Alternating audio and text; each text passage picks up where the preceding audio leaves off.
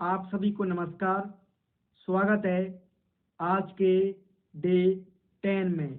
आज के सेशन के दौरान मैं रजत धाकड़ पॉजिंग टेक्निक का इस्तेमाल करूंगा और प्रोलोंगेशन का इस्तेमाल करने की कोशिश करूंगा। तो आज के सेशन में हम जो बात करने वाले हैं वो है छत्रपति शिवाजी महाराज की। तो हम उनके कुछ पॉइंट्स लेंगे, उनका जन्म, उनके युद्ध या उनके जीवन के बारे में हम जानने का प्रयत्न करेंगे। तो यदि मैं सबसे पहले जन्म की बात करूं तो इनका जो जन्म है वो 19 फरवरी 1630 को वर्तमान में महाराष्ट्र राज्य में जो पुणे जिले के शिवनेरी किले में हुआ था। शिवाजी का जन्म एक मराठा सेनापति शाहजी भोसले के घर हुआ था, जिन्होंने बीजापुर सल्तनत के तहत पुणे और सुपे की जागीरें प्राप्त की थीं। एक धर्मपरायण महिला जीजाबाई के धार्मिक गुणों का इन पर गहरा प्रभाव था। अब मैं छत्रपति शिवाजी महाराज के प्रारंभिक जीवन के बारे में बात करूं तो इन्होंने वर्ष 1645 में पहली बार अपने सैन्य उत्साह का प्रदर्शन किया।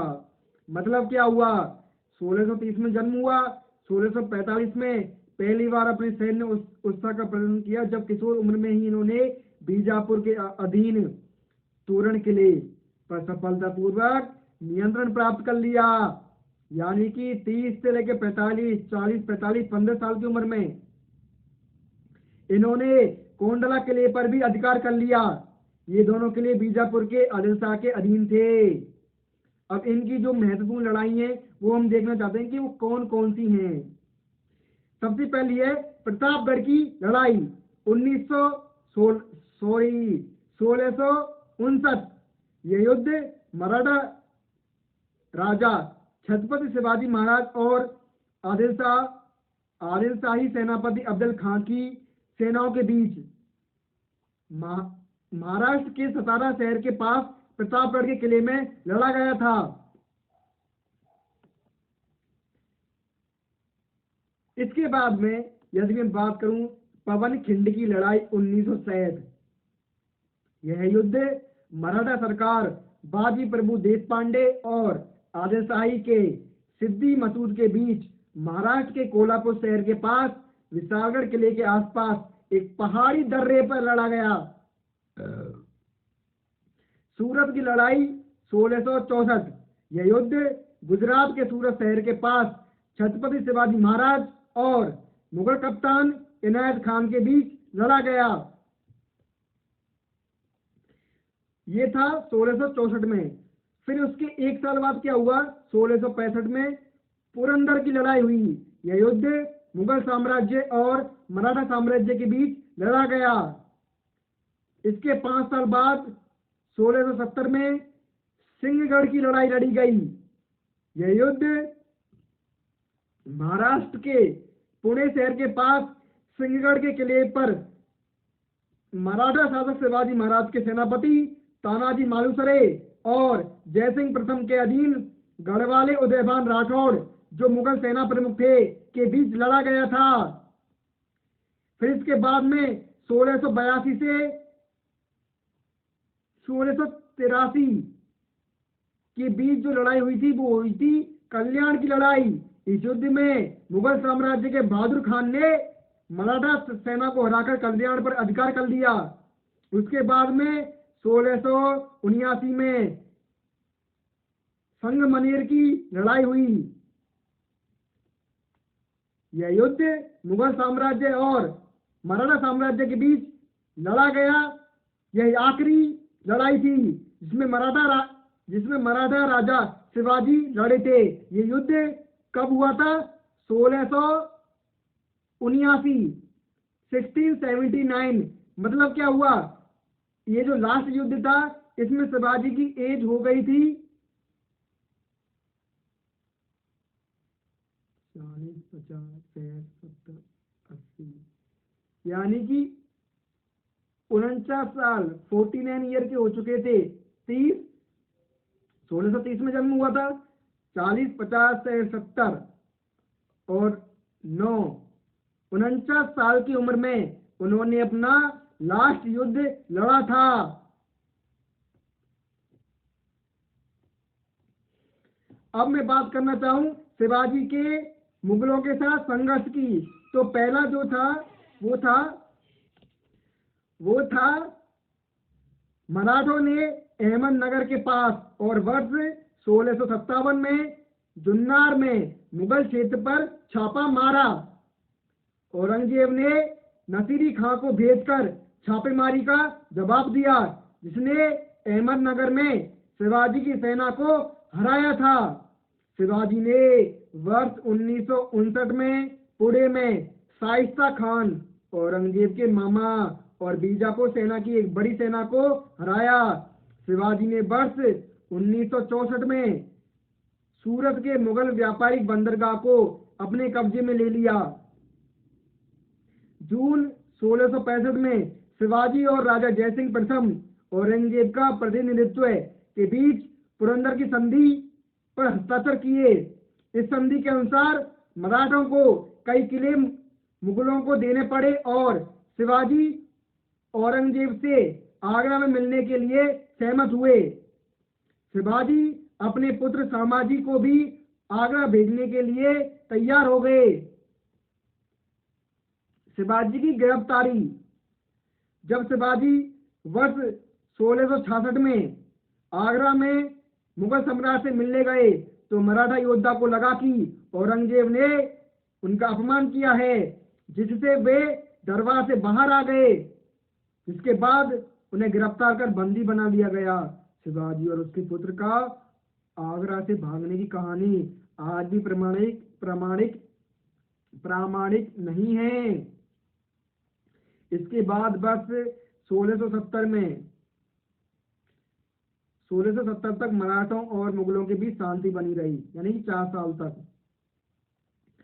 फिर मुगलों द्वारा संभाजी को दी गई बरार की जागीर उनसे वापस ले ली गई। इसके जवाब में शिवाजी ने 4 महीने की छोटी सी अवधि में मुगलों के कई क्षेत्रों पर हमला करके उन्हें वापस ले लिया। शिवाजी ने अपनी सैन्य रणनीति के माध्यम से दक्कन और पश्चिमी भारत में भूमि का एक बड़ा हिस्सा हासिल कर लिया। दी गई उपाधि। शिवाजी को 4 जून 1674 को रायगढ़ में मराठों के राजा के रूप में ताज पहनाया गया। मतलब क्या हुआ इस बात का?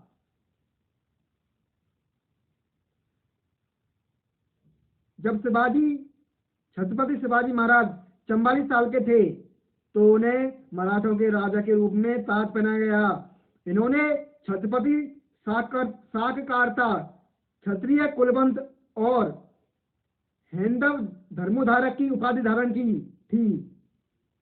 शिवाजी द्वारा स्थापित मराठा साम्राज्य समय के साथ बड़ा होता गया और 18वीं शताब्दी की शुरुआत में प्रमुख भारतीय शक्ति बन गया।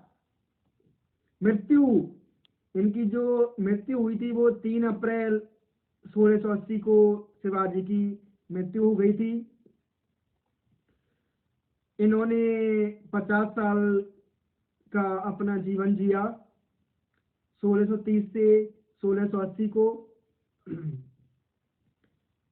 एक महान जीवन जो आज भी याद करता, हम उसको आज भी याद कर रहे हैं।